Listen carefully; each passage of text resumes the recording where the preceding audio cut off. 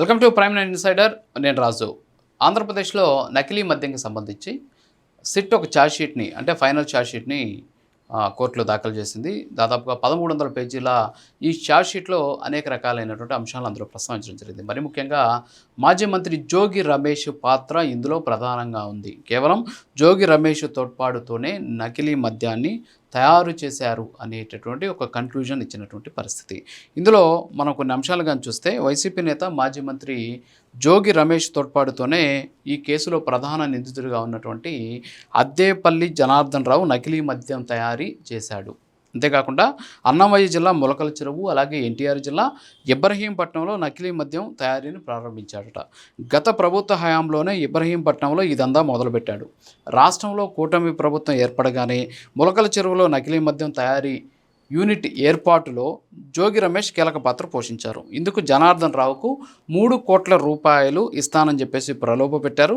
గతంలో ఇద్దరూ కలిసి మద్యం వ్యాపారం చేశారు. కూటమి ప్రభుత్వాన్ని అప్రతిష్ట పాలు చేసేందుకు ఇదంతా చేసి తర్వాత ఈ సమాచారాన్ని ఎక్సైజ్ అధికారులకు ఒప్పందించి దాడులు చేయించారు. గత ఏడాది సంచలనం సృష్టించిన ఈ నకిలీ మద్యం కేసులో దాదాపు 1300 పేజీల చివరి ఛార్జ్షీట్ను సిట్టు అలాగే ఎక్సైజ్ అధికారులు కోర్టులో సమర్పించినటువంటి పరిస్థితి. ఇందులో నకిలీ మద్యం వ్యాపారం ఏదైతే ఉందో ఈ నకిలీ మద్యం వ్యాపారానికి సంబంధించి జోగి రమేష్ సోదరులు అలాగే అద్దేపల్లి సోదరుల మధ్య బంధాన్ని వివరంగా ఈ ఛార్జ్షీట్లో ప్రస్తావించారు. అలాగే 89 మంది సాక్షులు ఇందులో చూపించారు. 25 మందిని నిందితులుగా పెట్టారు. A1గా అద్దేపల్లి జగన్మోహన్ రావు, A2గా బాలాజీ, A3గా నకిరికంటి రవి, A4గా సయ్యద్ హాజీ, A5గా కట్టరాజు.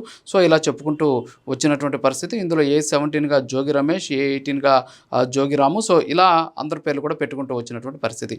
అసలు జోగి రమేష్ మొదటి నుంచి కూడా ఈ కేసుకు సంబంధించి ఆయనే ఎక్సైజ్ అధికారులు సమాచారం ఇచ్చారట. ములకల చెరువు కావచ్చు అలాగే ఇబ్రహీంపట్నంలో కావచ్చు ఆయనే ముందు వెళ్ళి అక్కడ హడావుడి చేసినటువంటి పరిస్థితి. సో ఇదంతా కూడా ఒక కుట్రపూరితంగా జరిగింది. కూటమి ప్రభుత్వాన్ని ఎరుకుని పెట్టాలనే ఉద్దేశంతో జరిగినటువంటి ఒక కుట్రగా కూడా తేల్చినటువంటి పరిస్థితి. ముఖ్యంగా జోగి రమేష్ అలాగే అద్దేపల్లి కుటుంబాల మధ్య ఏళ్లుగా సత్సంబంధాలు ఉన్నాయి.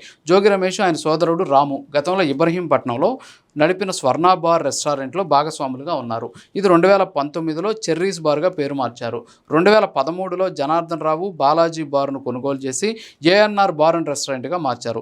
ఇబ్రహీంపట్నం మద్యం సిండికేట్లో వీరంతా కీలకంగా వ్యవహరించారు. 2019 ఎన్నికల వరకు ఈ బంధం కొనసాగింది. వైసీపీ అధికారంలోకి వచ్చాక జనార్దన్ రావు అతని సోదరుడు జగన్మోహన్ రావు హైదరాబాద్లో కొందరు భాగస్వాములతో కలిసి E7 బార్ను ఏర్పాటు చేశారు. ఈ E7 బార్ను ఏర్పాటు చేసి నాన్ డ్యూటీ పెయిడ్ లెక్కను తెలంగాణలో కొని ఏపీకి తీసుకొచ్చి ఇక్కడ అమ్మేవాళ్ళు. జగన్ క్యాబినెట్లో జోగి రమేష్ మంత్రి అయిన తర్వాత అతని అండతోటి జనార్దన్ రావు ఇబ్రహీంపట్నంలో జేఎన్ఆర్ బార్లో నకిలీ మద్యం తయారీని ప్రారంభించాడు. ప్రతిఫలంగా జోగి రమేష్ సోదరుడికి 2-3 నెలలకోసారి 3 లక్షల నుంచి 5 లక్షల చొప్పున డబ్బు ఇచ్చాడు. 2000 ఎన్నికల వరకు ఇది కొనసాగింది. సో 2023 జనవరిలో E7 బార్ భాగస్వాములతో కలిసి జనార్దన్ రావు గోవా వెళ్ళాడు. అక్కడ బాలాజీ పరిచయం అయ్యాడు. నకిలీ మద్యం తయారీకి కావాల్సిన స్పిరిటు, నీళ్లు, క్యాపులు ఏమేమి కావాలో అవన్నీ కూడా ఆయన సమకూర్చినటువంటి పరిస్థితి. సో ఈ విధంగా 2024 సార్వత్రిక ఎన్నికల్లో తంబలపల్లి నుంచి టీడీపీ అభ్యర్థిగా పోటీ జయచంద్రారెడ్డి జనార్దన్ రావు స్నేహితులు కావడంతో ములకల చెరువులో ఈ ప్రాజెక్ట్ని ఏర్పాటు చేయాలని చెప్పేసి నకిలీ మద్యాన్ని తయారు చేయాలని చెప్పేసి చెప్పినటువంటి పరిస్థితి. అంతేకాకుండా 2020-25 మధ్య జగన్మోహన్ రావు విడతల వారీగా 45 లక్షల రూపాయల వరకు జోగిరాముకి నేరుగా అందజేశాడు. అలాగే విజయవాడ పటమట SBIలోని స్వర్ణ డెవలపర్స్ ఖాతాలోకి 2021 మే 19 నుంచి 2024 మే 28 మధ్య పలు విడతల్లో 1,02,00,000 రూపాయల సొమ్ము జమ అయింది. ఇది ఏఎన్ఆర్ బార్కు చెందిన ఖాతా. జగన్మోహన్ రావు వ్యక్తిగత ఖాతాల నుంచి విత్డ్రా సొమ్ములో ఎక్కువ భాగం స్వర్ణ డెవలపర్స్ ఖాతాలోకి వెళ్ళింది. సో ఈ విధంగా జరిగింది ఈ నకిలీ మద్యం కేసు అనేసి ఛార్జ్షీట్లో పేర్కొన్నటువంటి పరిస్థితి. సో ఓవరాల్గా ఇది చూస్తే మనకేమర్థమవుతుంది అంటే ఇక్కడ జోగి రమేష్కి జనార్దన్ రావుకి మొదటి నుంచి కూడా పరిచయం ఉంది. సో వీళ్ళు మద్యంకి సంబంధించి జోగి రమేష్ సోదరుడు అలాగే ఇద్దరు కలిసి కూడా వ్యాపారం చేస్తున్నారు, భాగస్వామ్యంగా చేస్తూ ఉన్న పరిస్థితి. అయితే ఆ సందర్భంలోనే తెలంగాణలో నుంచి నాన్ డ్యూటీకి సంబంధించినటువంటి మద్యాన్ని తీసుకొచ్చి విజయవాడలో విక్రయించే వాళ్ళు తర్వాత లాభాలు రావాలనో లేకపోతే నకిలీ మద్యం తయారు చేస్తే మంచిగా గడించవచ్చు అనుకున్నారు ఏమో కానీ సో నకిలీ మద్యం తయారీని స్టార్ట్ చేశారు విజయవాడ కేంద్రంగా. తర్వాత దాన్ని ఇబ్రహీంపట్నము తర్వాత వచ్చేసి ములకల చెరువులో ప్రారంభించినటువంటి పరిస్థితి. సో ఇదంతా కూడా ఎవరి వల్ల జరిగింది అంటే అక్కడ మనం చూస్తే జోగి రమేష్ వల్లే జరిగిందని చెప్పేసి చెబుతూ ఉన్న పరిస్థితి ఛార్జ్షీట్లో. సో జోగి రమేష్ ఇక్కడ 2 అంశాలు. ఒకటేమో జనార్దన్ రావుని వ్యాపారపరంగా వాడుకున్నాడు.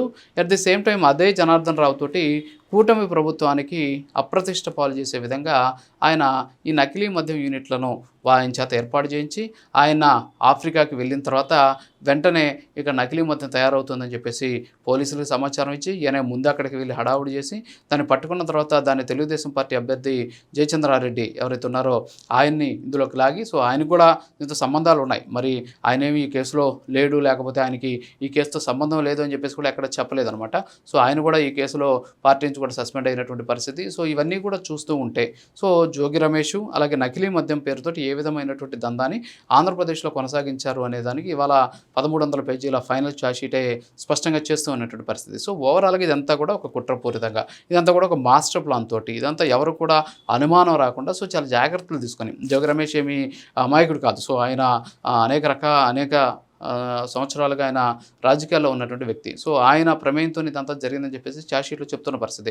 సో జోగి రమేష్ నాకేం తెలియదని చెప్తున్నాడు, కానీ టవర్ లొకేషన్స్ చూస్తే అందరూ ఇప్పుడు ఎవరైతే 25 మంది నిందితులు ఉన్నారో అందులో చాలామంది కూడా ఒకే లొకేషన్లో ఉన్నట్టు కూడా గుర్తించినటువంటి పరిస్థితి. సో శాస్త్ర సాంకేతికతను ఆధారంగా చేసుకొని బ్యాంక్ అకౌంట్లో నమోదైన ఖాతాల్లో జమ అయినటువంటి డబ్బుల ఆధారంగా కూడా ఈ లెక్కలన్నీ కూడా తీశారు. సో ఓవరాల్గా చూస్తే ఈ కేసులో జోగి రమేష్ పాత్ర ఎక్కువగా ఉందని తెలుస్తోంది. సో జోగి రమేష్ నాకేం సంబంధం లేదు అని చెప్పేసి చెప్పడం, అలాగే బీసీఐ కార్డును వాడడం, సో ఈ రకాలైనటువంటి అనేక రకాలైన అంశాలను కూడా ఆయన బయట పెడుతున్నారు. మరి చూడాలి ఈ ఛార్జ్షీట్ తర్వాత ఏం జరగబోతోంది, సో ఈ కేసు ఏ విధంగా కూటమి ప్రతిష్టాత్మకంగా తీసుకోబోతుంది అనేది మనం చూడాల్సినటువంటి అవసరం ఉంది. సో ఇది వాటి మరో మళ్ళీ కలుద్దాం. నమస్కారం.